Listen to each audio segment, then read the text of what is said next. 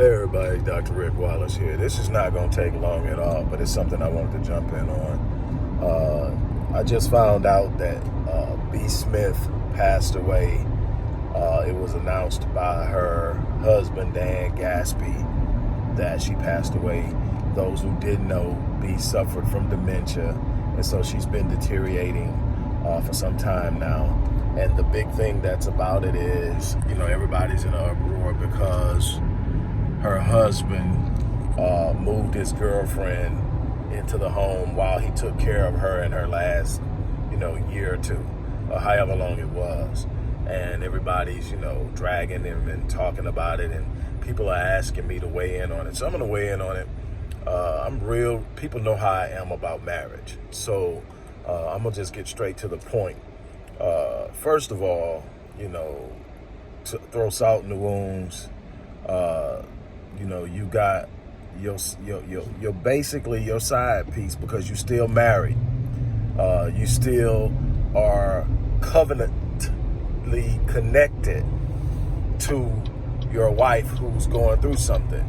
And when people ask me about this and other things where I see people skating on their vows, it's that people don't really truly consider their vows when they're taking them.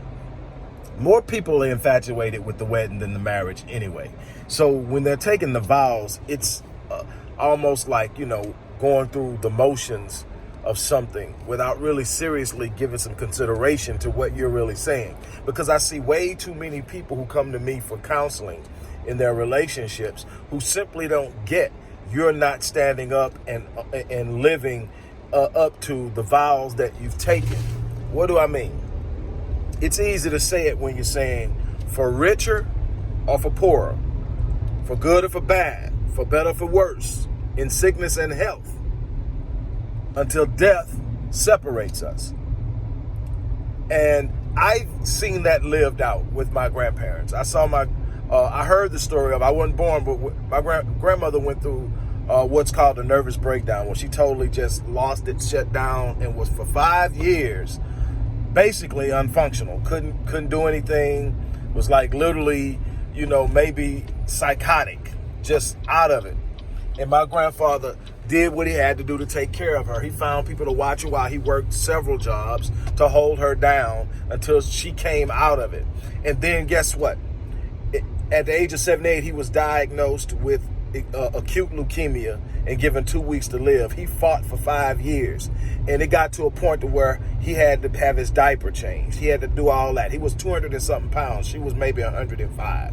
She when I wasn't there to help her, she did it on her own. She found out how to flip them sheets, turn him, and change it, and she was there with him until he passed away. See, that's death. That's sickness and health.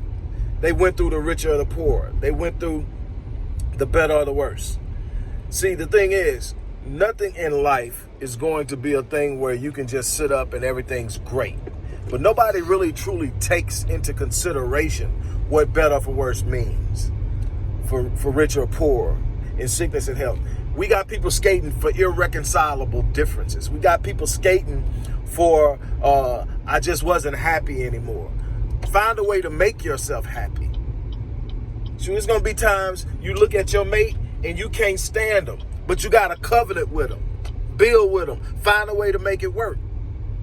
What you do not do is get to the point and say, okay, she's going through this now. She doesn't even remember my name. I know that hurts. I know it hurts to have somebody you care about and they don't remember who you are, but you're still responsible. See, you know who you are. You know you had those vows. You know that you have a responsibility to honor her. You cannot honor her when you've got another woman in the house that you are laid up with. Then you brought a white woman into the house that she built, because she's the person that put all that together. It's her genius that brought all that together. I'm not saying that it's an easy thing. I'm like, dude, she might go 5-6 years with dementia or longer. And that's life. You made the vows. Don't make vows you are not ready to keep. That's what so much goes wrong in relationships. Look, I ain't gonna talk about it no more. I'm getting hot. I'm out of here. But that's what I had to offer. I'm out. Peace.